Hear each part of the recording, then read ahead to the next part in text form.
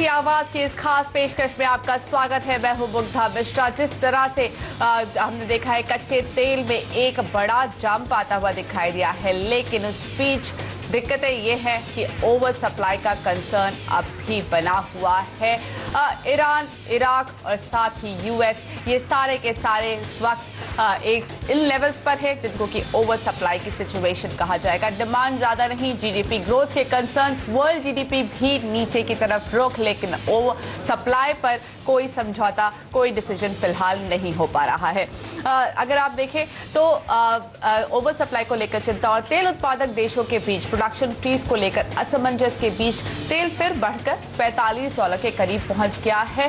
कई बड़े तेल उत्पादक देश उत्पादन में कटौती करके कच्चे तेल की कीमतों को स्टेबलाइज करना चाहते हैं, लेकिन ईरान उनकी राह में बड़ी बाधा है। उधर अमेरिका में भी शेल उत्पादक फिर उत्पादन बढ़ाने की तैयारी कर रहे हैं। ऐसे में आगे कच्चे तेल की चाल क्या रहेगी? क्या कच्चा तेल $20 तक फिसल जाएगा जैसा CLA कह रहा है, या फिर गोल्डमैन सैक्स पहले कह चुका है, या कीमतें $60 के ऊपर निकल जाएंगी? क्या ईरान उत्पादन नहीं बढ़ाने पर सहमत होगा? अगर ऐसा नहीं हुआ तो ओपेक और बाकी तेल उत्पादक देशों की क्या रणनीति होने वाली है? इन्हीं सब मुद्दों पर हम आज बात करेंगे। हमारे साथ बातचीत के लिए जुड़ रहे हैं energy expert Narendra Taneja, SMC corporate के रवि सिंह और एंजल ब्रोकिंग के नवीन माथुर। आप तीनों का बहुत बहुत स्वागत है।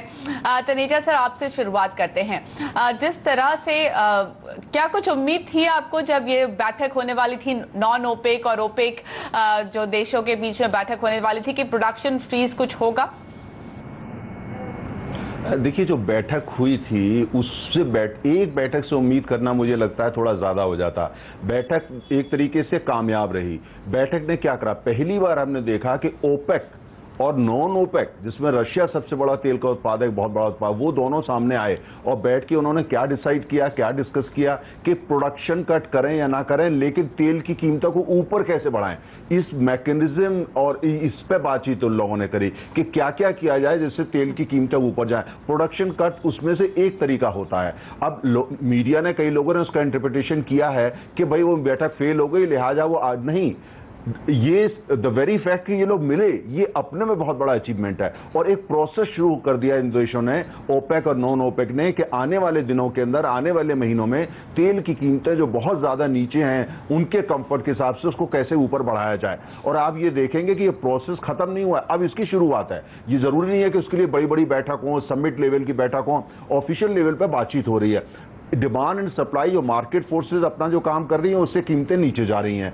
ये जो बैठक हुई, ये पॉलिटिकल इंटरवेंशन था ओपेक और नॉन ओपेक की तरफ से, कि पॉलिटिकली इंटरवीन करके कीमतों को किसी भी तरह ऊपर ले जाया जाए। प्रोडक्शन कट की जो बात होती है, उस दो तरह का प्रोडक्शन कट होता है। एक वो होता है जो ऑफिशियल होता है, एक होता है जो अनऑफिशियल, जिसके बारे में जो अक्सर सऊदी अरेबिया करता है, कुवैत करता है, कई देशों को ये करते हैं, अनऑफिशियली कट करते हैं बिना अनाउंसमेंट के। तो वो मैकेनिज्म क्या क्या होने चाहिए उसके बारे में बातचीत हुई है। मेरा ये मानना है कि जिस तरह की बात, सच्चाई ये कि अब ओपेक नॉन ओपेक ने इस बात पर एक नेगोशिएशन शुरू कर दिया, ये एक ऐसी चीज है जिससे कीमतें ऊपर जाएंगी। दूसरी बात यह है कि ये ओवरनाइट नहीं होगा, लेकिन मुझे लगता है कि अभी 2-3 महीने थोड़ा कीमतें ऊपर नीचे जिगजैग चलेगा। लेकिन वो जिगजैग के बाद ये कोई सितंबर के आसपास आप देखेंगे कि जो इनकी कोशिशें हैं कि कीमतों को किसी भी तरीके से ऊपर ले जाए, उसमें इनको कामयाबी मिलना शुरू होगी। और आप ये देखेंगे कि दिवाली के आसपास वो कीमतें जो है वो 47-48 के करीब पहुंच सकती हैं एवरेज और सस्टेन वे में। और वो काफी हद तक इसलिए नहीं होंगी कि डिमांड एंड सप्लाई के फंडामेंटल चेंज हो गए, वो इसलिए होंगे क्योंकि वहां पर पॉलिटिकल इंटरवेंशन हुआ है और सेंटिमेंट्स को इन्होंने चेंज करने की कोशिश करी है। अब जो कीमत जिसकी आपने भी चर्चा करी, वो भी सेंटिमेंट की वजह से है। ईरान की आपने बात करी, ईरान बहुत बड़ा फैक्टर है, लेकिन नहीं भी है।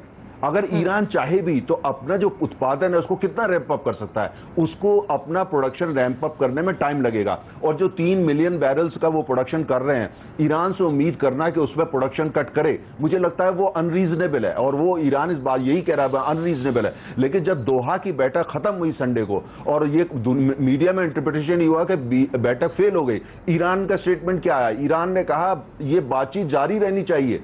ईरान वहां मौजूद नहीं था, लेकिन ईरान की उपस्थिति वहां थी।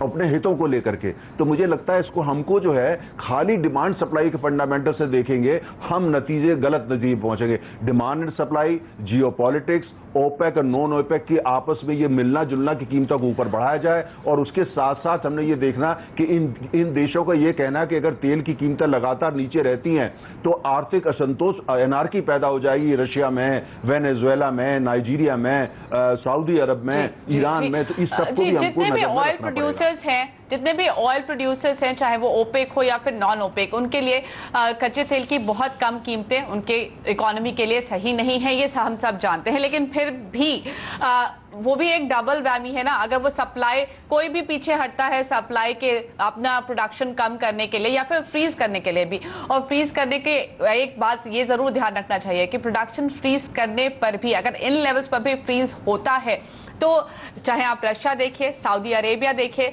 ये सारी कंट्रीज का प्रोडक्शन ऑलमोस्ट 40 साल के हाईएस्ट लेवल पर है। और अब जबकि वर्ल्ड जीडीपी की जो तस्वीर है वो साफ ये दिखाई दे रही है कि अगर वर्ल्ड जीडीपी देखें तो वो जरूर नीचे आने वाला है। तो ऐसे में उनके लिए मुश्किलें बढ़ रही हैं। लेकिन सवाल अब ये है कि ईरान ये कह रहा है कि उनके पास ऑलरेडी ऑयल टैंकर्स में ऑयल मौजूद है, करीब करीब 30 मिलियन डॉलर की वो बात कर रहे हैं, 30 मिलियन बैरल्स की वो बात कर रहे हैं कि उनके पास मौजूद है। तो ऐसे में और उनकी इकोनॉमी को तो उन्होंने सारा जो समझौता किया है वो अपनी इकोनॉमी की वजह से ही किया है, तो वो पीछे हटे हैं अपने पुराने स्टैंड से जिससे कि उनकी इकोनॉमी आगे बढ़े। तो फिर पीछे हाथ कौन खींचेगा? नहीं, देखिए, ईरान जो है, ईरान ने जो अपना तर्क दिया, पहली बात हमें यह समझना होगा कि सऊदी अरब की निर्भरता तेल पे अपने आर्थिक वेलबींग के लिए 90% है। बिना तेल के सऊदी अरब में कुछ हो ही नहीं सकता। ईरान की स्थिति बिल्कुल अलग है। ईरान की निर्भरता हाइड्रोकार्बन, तेल और गैस पर मात्र 26% है। और दूसरी बात यह है कि ईरान के खिलाफ अभी सैंक्शन हटे हैं, तो वो तेल को लेकर इतना बड़ा दुनिया में फसाद नहीं चाहता कि पूरी दुनिया एक बार फिर उनके खिलाफ हो जाए या ओपेक खिलाफ हो जाए या नॉन ओपेक पर, वो नहीं चाहेगा। लेकिन वो अपना एक पॉइंट ऑफ व्यू दे रहे हैं और उसको लेकर के आए। दूसरी बात मैं आपको बताऊं, डिमांड जो आपने मांग की बात करी, डिमांड कहां, डिस्ट्रक्शन डिमांड का कहां पे हो रहा है? मांग भारत में अगर आप मार्च का डेटा देखें तो भारत से तो मांग बढ़ी है। अच्छा, और दूसरा हमको ये समझना पड़ेगा कि जो ग्रोथ ग्लोबल इकोनॉमी में दोबारा अगर शुरू होती है वो बिना तेल के तो नहीं हो पाएगी। और जहां तक स्टोरेज की आपने बात करी, ईरान ने जो वहां स्टोर कर रखा है, ईरान भी सारा तेल एक बार नहीं लाएगा क्योंकि उसके हित में नहीं है। चाहता क्या, देखिए, सऊदी अरब को छोड़ के कॉस्ट ऑफ प्रोडक्शन हर देश की ज्यादा है, ईरान की भी काफी कम है, लेकिन इवैक्यूएशन कॉस्ट उनकी भी ज्यादा है। बाकी अन्य जो देश है, अगर कीमतें $30 से नीचे रहती हैं तो ज्यादातर अर्थव्यवस्थाओं के लिए वो गलत खबर है। और हमको ये भी समझना पड़ेगा, खाली ये बात नहीं है कि उनको कितना पैसा मिलता है, देखना ये है कि अगर तेल बहुत सस्ता रहता है और रूस में या सऊदी अरब में या वेनेजुएला में या हो सकता है इवन ब्राजील में पॉलिटिकल क्राइसिस होती है और उसका नतीजा ये होता है कि कीमतें फिर एक बार जो है $100 पर पहुंच जाती है, वो ग्लोबल इकोनॉमी के इंटरेस्ट में नहीं होगा। तो मुझे लगता है ये रीबैलेंसिंग एक्ट हो रहा है, डिमांड एंड सप्लाई के हिसाब से रीबैलेंसिंग है, जियो पॉलिटिकली रीबैलेंसिंग है, ओपेक के अंदर से रीबैलेंसिंग है, ओपेक नॉन ओपेक का साथ आना, ये रीबैलेंसिंग का प्रोसेस है जो मुझे लगता है कम से कम 6-7 महीने तो कम से कम चलेगा।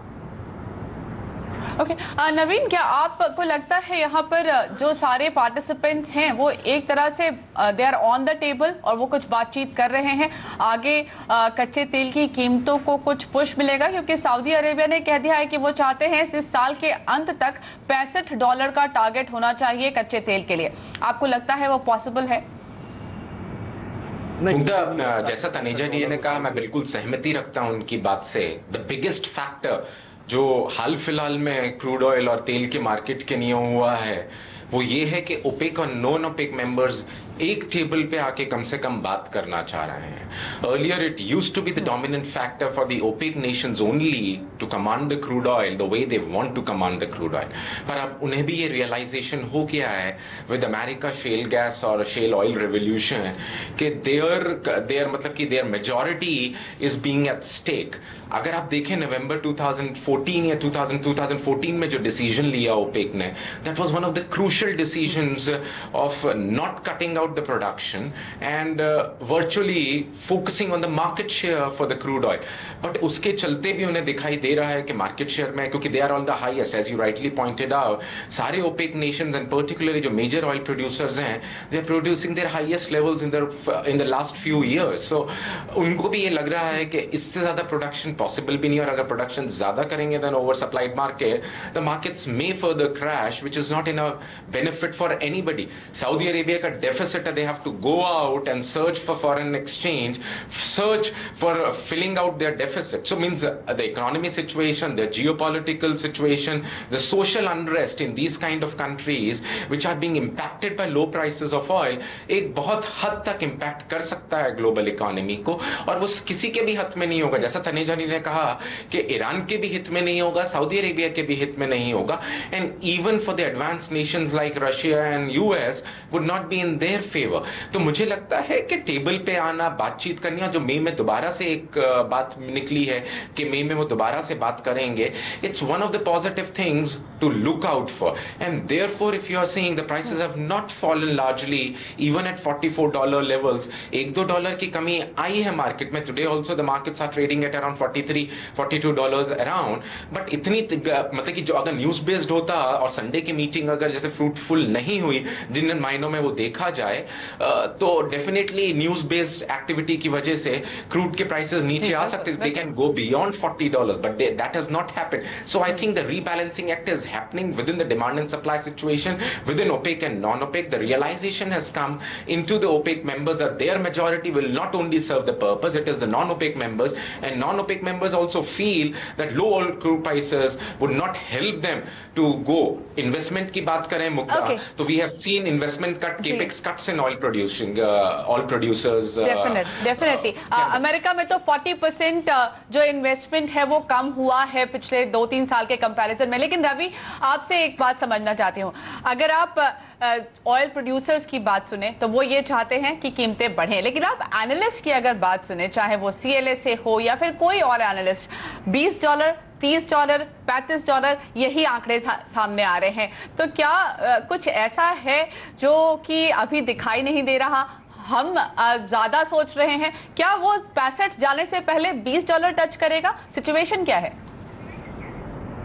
देखिए, इस समय ये तो क्लियर हो गया, जैसे पहले पैनलिस्ट बात कर रहे हैं कि काफ़ी हद तक क्रूड ऑयल की प्राइसेस जो हैं वो पॉलिटिकली ड्रिवन ज़्यादा हैं. लेकिन अगर डिमांड और सप्लाई से देखें, जैसे कल ECB की बैठक थी, उसके में इंटरेस्ट रेट को लेकर कोई डिसीजन नहीं मिला, लेकिन ये ज़रूर है कि वो स्टिमुलस की बात करते हैं और क्रूड ऑयल का प्राइस थोड़ा सा अपसाइड में देखने को मिल जाता है. अभी की बात करें तो एक रेंज जो दिख रहा है वो देखें तो मुझे लगता है कि लोअर साइड पे $35 और अपर साइड पे $50, इसके बीच में रहने के ज़्यादा चांसेस हैं. ना तो बॉटम आउट होता हुआ नजर आ रहा है. $65 की भी कंडीशन इसलिए नहीं बन पा रही है क्योंकि सप्लाई साइड से कोई भी अपनी सप्लाई को कम करने के फेवर में नहीं है, क्योंकि किसी भी कंट्री का बजट, खासतौर से OPEC कंट्री हो या रशिया हो या US भी पॉलिटिकल वॉर जिस तरीके से छेड़ी थी, वो देखते हुए तो अभी ये रेंज ज़्यादा दिखाई देती है. लेकिन हाँ, इस दोनों केसेस में इंडिया वालों के लिए ये है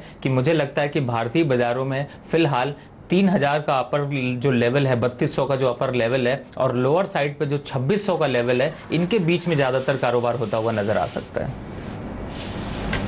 ओके, चलिए, काफी कुछ बातें हैं. क्या ईरान वाकई प्रोडक्शन कट करेगा?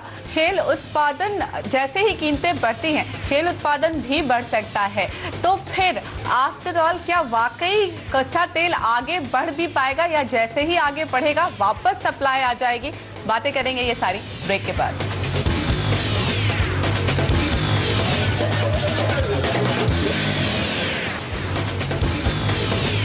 एक तरफ तो OPEC और नॉन OPEC एक साथ मिलकर बातचीत कर रहे हैं.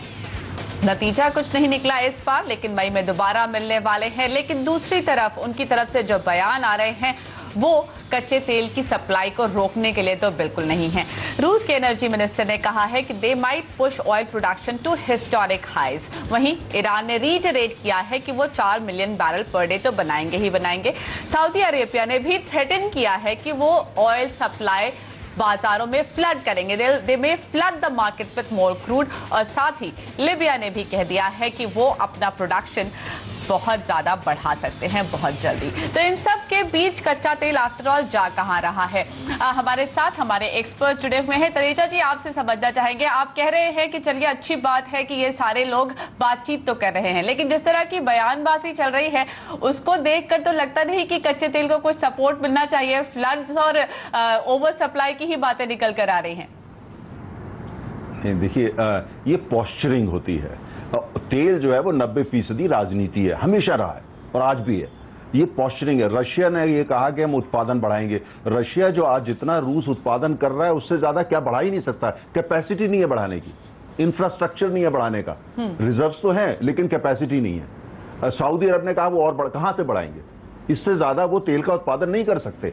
उनके पास रिजर्व भंडार है लेकिन उसको लाने के लिए जो इंफ्रास्ट्रक्चर चाहिए वो अभी उन्होंने तैयार नहीं किया है। तो उत्पादन बढ़ाना चाहें भी तो नहीं बढ़ा सकते। रशिया एंड सऊदी अरेबिया यही जो देश है जो मायने रखते हैं, क्योंकि ये दोनों मिलाकर के सबसे ज्यादा उत्पादन ये लोग करते हैं। अच्छा, और जहां तक हमको ये समझना पड़ेगा कि जो ग्लोबल इकोनॉमी है वो भी, उसकी जो धुरी है वो भी तेल है। अगर तेल की कीमतें बहुत नीचे जाती हैं और इतना नीचे चली जाती है कि ग्लोबल इकोनॉमी में बहुत ज्यादा जो है कॉन्ट्रैक्शन आने लगता है और ज्यादा स्लो हो जाती है, किसी के इंटरेस्ट में नहीं है। तो हमको ये समझना पड़ेगा जो बैठक दोहा में हुई और जो ओपेक और नॉन ओपेक की दो थी, ये क्या थी? ये मैनूवरिंग है। ये मैनूवरिंग इस तरीके से कि डिमांड एंड सप्लाई को इंपैक्ट करते हुए, अपना मार्केट शेयर मेंटेन करते हुए कैसे हम कीमतों को ऊपर ले जा सकते हैं। इनकी कोशिश ये है कि हर एक का मार्केट शेयर भी बरकरार रहे लेकिन उसके बावजूद कीमत थोड़ा ऊपर चले जाए। मैं आपको एक उदाहरण देता हूं। तेल सस्ता है, हम दुनिया में सबसे बड़े तेल उत्पाद आयातक में आते हैं, हम हैं, चीन है, जापान है। अब हमने क्या देखा, तेल की कीमतें कम हुई, हमको फायदा हुआ, लेकिन हमारे निर्यात घट गए। ग्लोबल इकोनॉमी रिसेशन में जा रही है। क्या ये हमारे हित में नहीं है? अगर हमको कोई ये विकल्प देता है कि भाई तेल $10 और महंगा हो जाएगा लेकिन आपके एक्सपोर्ट बढ़ जाएंगे, आपका ग्लोबल जो शेयर है मार्केट में वो आपका बढ़ जाएगा, जाहिर है हम उसको स्वीकार करेंगे। तो ये मैनूवरिंग है जिससे ग्लोबल इकोनॉमी को मजबूत किया जाए, तेल की कीमतों को ऊपर लिया जाए और कुल मिला के जो पूरा हर देश के ऊपर ये बादल मंडरा रहे हैं कि आने वाले जगह सब जगह रिसेशन हो रहा है, उसको रोका जाए। ये पॉलिटिकल मैनूवरिंग है। जी रवि, इस वक्त मैं आपसे ये समझना चाहूंगी, एक आंकड़ा जो मैं देख रही थी, ग्राफ एक्चुअली वर्ल्ड इकोनॉमी का, अगर आप ग्राफ देखें जीडीपी का और कमोडिटी प्राइसेस का, तो कमोडिटी प्राइसेस पहले बढ़ना शुरू होते हैं, उसके बाद ही ग्लोबल इकोनॉमी में वापस तेजी आती है। और शायद वही बात नरेंद्र तनेजा जी भी कह रहे थे। लेकिन इस वक्त जबकि अगर आप देखें तो यूएस का जो प्रोडक्शन है, जो उनकी रिग काउंट्स हैं, वो पिछले साल के कंपैरिजन में 1/3 रह चुकी हैं। उनका जो इन्वेस्टमेंट है वो 40% कम हुआ है। लेकिन बाकी जगह भी ऐसा थोड़ा बहुत असर पड़ा है। लेकिन अगेन प्रॉब्लम यही है कि कीमतें बढ़ेंगी तो वापस से सप्लाई आ जाएगी। तो क्या ये एक लिमिट तक ही आगे जा सकता है और वो ऊपरी लिमिट है क्या? देखिए मुक्ता जी, एक चीज समझिए, जो ये पॉलिटिकल वॉर की बात कर रहे हैं, क्रूड ऑयल की प्राइसेस की बात कर रहे हैं, उसकी सबसे पहले शुरुआत यूएस ने ही की थी। जब उन्होंने 2 साल पहले अपने स्ट्रैटेजिक रिजर्व को ओपन किया था टेस्ट करने के लिए, उसके बाद ये सप्लाई डबल हुई थी। उस समय क्रूड ऑयल का प्राइस $120 के पास था और उस स्ट्रैटेजिक रिजर्व का जो सप्लाई आया उसकी वजह से क्रूड ऑयल का प्राइस जो है वो $40 तक गिरता हुआ नजर आया। अभी की बात करें तो रिग काउंट लो है और यूएस भी इस चीज को अब समझ चुका है कि रिग काउंट लो है, तो अब उनके भी प्रोडक्शन यहां पर बढ़ेंगे, घटने के आसार बिल्कुल नहीं दिखाई देते हैं। और रही बात इकोनॉमी की, तो यूएस की इकोनॉमी से ज्यादा फर्क पड़ेगा रशिया, ओपेक कंट्रीज को और इंडिया को। इंडिया के एक्सपोर्ट की बात कर रहे थे, इंडिया मैक्सिमम एक्सपोर्ट यानी 70% अपना एक्सपोर्ट जो है वो ओपेक कंट्रीज को करता है। तो ऑब्वियस है कि अगर क्रूड ऑयल की प्राइसेस लो होती हैं तो उसका इंपैक्ट पड़ेगा। अब अपर साइड जैसे $65 कह रहे हैं, अगर $65 आता भी है पॉलिटिकल वॉर की वजह से, जैसे कुवैत ने अभी किया कि स्ट्राइक करी, उसके बाद से $5 से $60 की तेजी देखने को मिली, तो मुझे लगता है $65 सस्टेन्ड कर पाना बहुत मुश्किल है। उन लेवल को टेस्ट करने के बाद इकोनॉमी में वापस से एक बड़ा ड्रॉप देखने को मिल सकता है। तो मुझे लगता है कि क्रूड ऑयल की प्राइसेस अभी फिलहाल जिस तरीके से कंट्री वाइज स्टेटमेंट आती हैं और मीटिंग का रिजल्ट कुछ और निकलता है, उसको देखते हुए फिलहाल $65 का लेवल आना थोड़ा मुश्किल लगता है। जी जी जी जी ओके, तो लगता है $65 भले ही पहुंच जाए एक बार, लेकिन सस्टेन करना मुश्किल है। तो फिर आप तो है क्या एवरेज इस वक्त कच्चे तेल की कीमत, कहां पर टिकेगी कच्चे तेल की कीमत लॉन्ग टर्म में भी, समझेंगे छोटे से ब्रेक के बाद।